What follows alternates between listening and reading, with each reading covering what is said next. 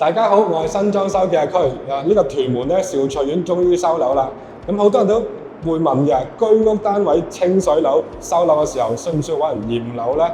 咁好多唔同嘅角度去睇法嘅。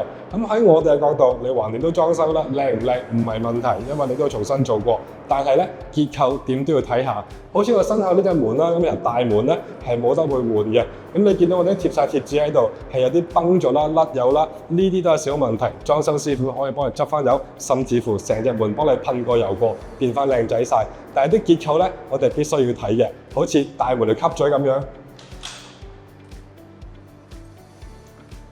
我哋每一次接收裝修嘅單位咧，我哋都會去睇睇個吸嘴啦。我哋會倒杯水喺外邊，將嗰啲水養住喺呢個位置啦。然後咧隔半個鐘、45分鐘咁睇下咧，後期呢度有冇水漬，有冇滲水入嚟嘅。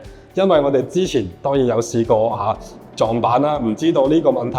咁之後咧，業主入咗伙，年零2年後發覺牆身啲油漆開始破起喎，咁我哋係不停咁揾一個漏水源頭啦。原來就係呢條吸嘴，喺呢條水咧喺外邊入咗嚟之後咧，啲水就會養住呢地磚底度，久而久之就會索上去呢幅牆身啦，或者嗰幅牆身啦，咁你就會發覺，咦個單位漏水喎，係咪裝修師傅做得手後做得唔好咧？咁其實呢個元兇咧好大機會係佢，所以我哋每次都去睇睇。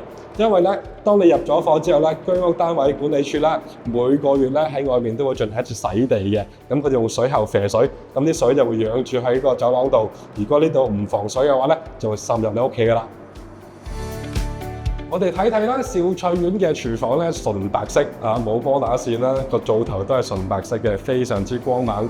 咁有啲朋友咧會重新裝修個廚房，咁好多嘢都話唔使睇啦，磚空唔空鼓冇問題。但係咧，如果你保留原裝廚房，淨係改個廚櫃嘅話咧，咁咧我建議大家都敲啲磚佢，睇有冇空鼓嘅情況。因為空鼓嘅情況嘅話咧，當你要有櫃收上牆嘅話咧，佢係冇咁食力嘅。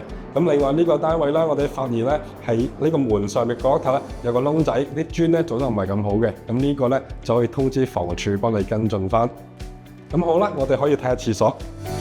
廁所都係純白色啦，都冇乜問題，都好光猛嘅。但係咧喺呢個廁所，我哋揾一個小問題，但係呢個小問題咧就一定要跟進翻啦。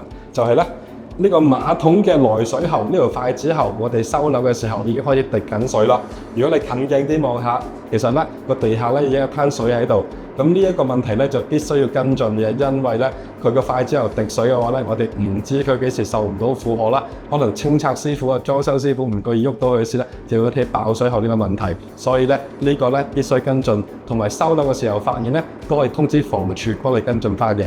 至於廳房位置啦，所有窗都睇過晒啦，就冇發現有呢個漏水痕跡啦，所有螺絲都齊嘅，都堅固嘅，冇乜問題。